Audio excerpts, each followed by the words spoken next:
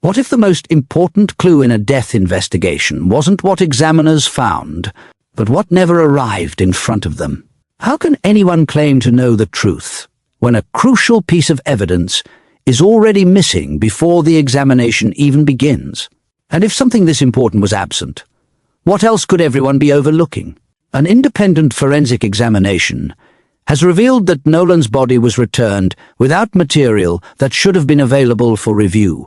That single discovery has sparked a wave of new questions, not because it proves wrongdoing, but because it prevented one of the most experienced forensic pathologists from examining every piece of evidence firsthand. So what exactly was missing? Why wasn't it available? Was it simply standard procedure? Or has this one detail changed the way the entire case should be viewed? These aren't questions driven by speculation. They're questions created by the official findings themselves. And once you understand what that missing evidence meant for the independent examination, you'll see why so many people believe this case is far from settled. Over the next few minutes, we're going to break down what the report actually says, what it doesn't say, and why one missing piece became the turning point in the Nolan Wells investigation. Because everyone's talking about what was found, almost nobody is explaining what was missing, and why that missing piece may be the key to understanding everything else. The independent autopsy report for 18-year-old Nolan Wells opens with a single devastating observation. Before the pathologist could even begin his examination, before any measurements were taken or conclusions drawn, he noted that critical biological evidence expected to arrive with the body simply wasn't there. Material that should have been present during any thorough second autopsy was missing entirely. It had been retained during the first examination and never sent. For a family already living through 6 weeks of unanswered questions, that opening line meant that an entire category of critical forensic questions could not be examined at all. Not because the evidence didn't exist, but because they would never be allowed to see it. If you're here because you want the truth about what happened to Nolan Wells, go ahead and subscribe to Reopened Crime Scenes right now. This case is still unfolding, and you won't want to miss what comes next. To understand why that missing evidence matters so deeply, you have to go back to the beginning. On June 30th, Nolan Wells went out to an island with a group of friends. He was 18 years old. By every account given afterward, he did not return with them. The explanation offered was that he had chosen to stay behind a little longer before finding his own way back to shore. But there was something unusual about that story. Nolan had left without his phone. For a teenager, spending time alone on an island, walking away from the one device capable of keeping him connected to everyone who loved him, raises an immediate question. Why would he intentionally disconnect himself from the world at the exact moment he needed that connection most? For 6 days, his family searched. On July 6th, a park ranger discovered Nolan's body in the water near the island. Within hours, before toxicology results, before a completed timeline, before nearly anything had actually been established, Jackson County Sheriff John Ledbetter stood in front of cameras and described what happened as an accident. Nothing, he suggested, to indicate otherwise. That press conference became the moment this case truly began. Because for Nolan's mother Christine and his father Elmore, that explanation didn't feel like reassurance. It felt like a door closing on their son's story, before anyone had truly looked inside. It felt like being told there was nothing more to ask, nothing more to search for, nothing left to fight for. They refused to accept that. 6 days after their son disappeared, in the middle of planning his funeral, Christine and Elmore made a decision that would ultimately reshape the entire trajectory of this case. They arranged for an independent autopsy. The man they chose was Dr. Roger Mitchell, a board-certified forensic pathologist with over 20 years of experience. He had served as chief medical examiner for a major American city, overseeing thousands of cases. He had no ties to Mississippi, no relationship with any of the officials involved, and nothing to gain by leaning in any particular direction. His only task was to examine what remained and report what the evidence could genuinely support. What he found handed the family something far more painful than closure. It handed them proof that this case was nowhere near finished. Right there in the opening of his report was the detail that would become the center of everything. The biological material that should have accompanied Nolan's body for a second examination had been retained by the state and never provided. That single gap meant Dr. Mitchell could not answer questions that any family deserves to have answered.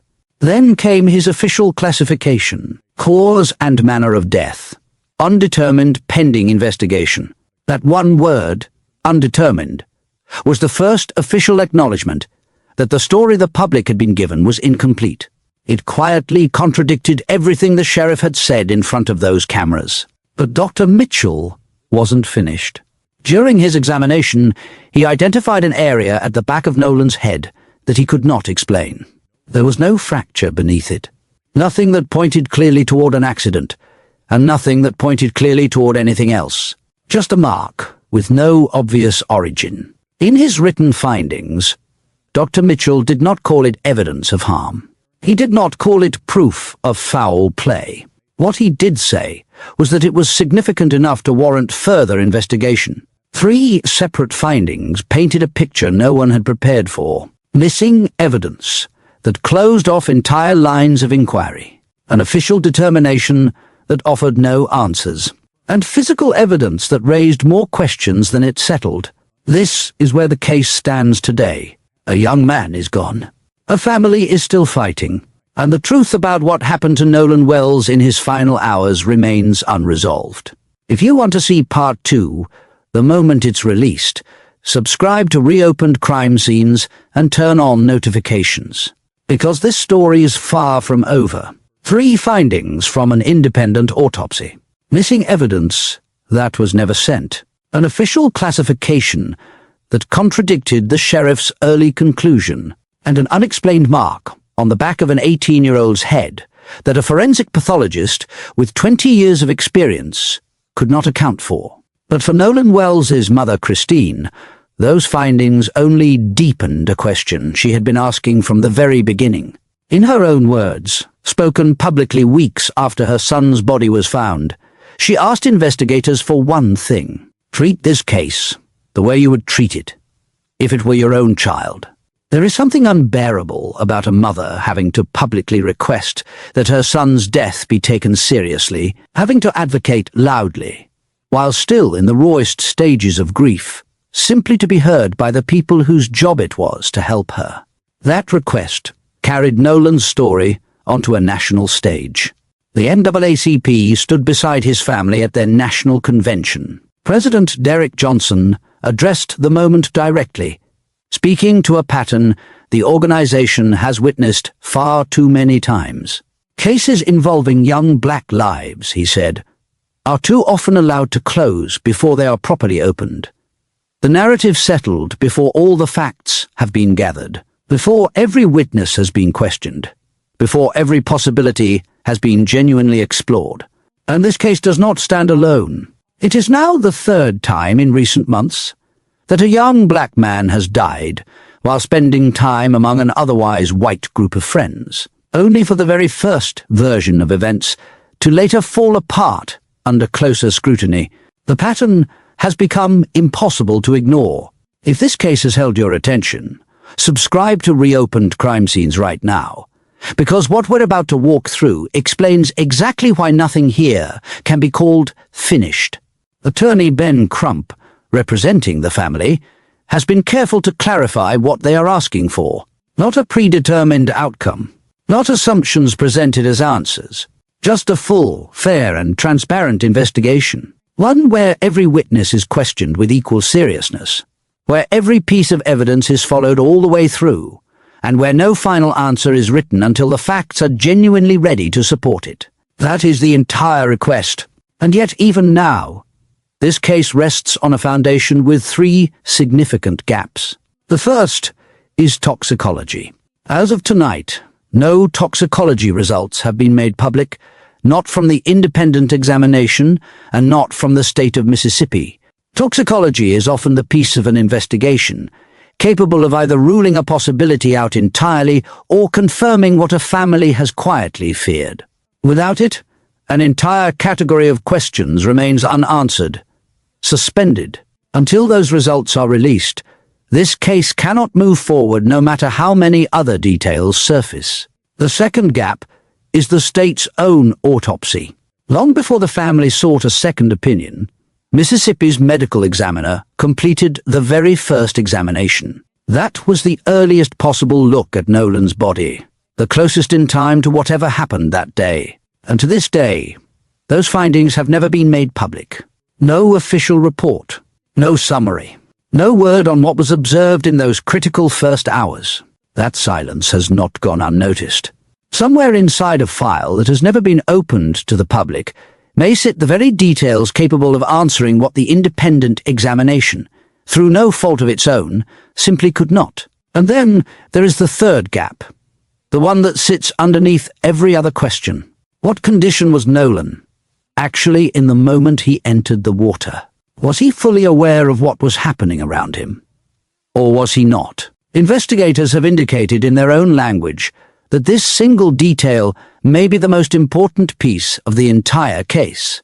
Everything else, every documented result, every unanswered question circles back to this one specific moment.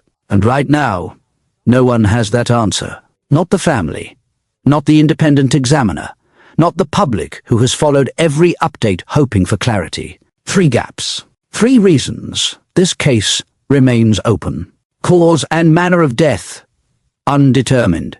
Not because nothing was found, but because too much is still missing to say with certainty what happened. This is not the end of Nolan's story. At best, this is the midpoint. The full truth rarely arrives all at once.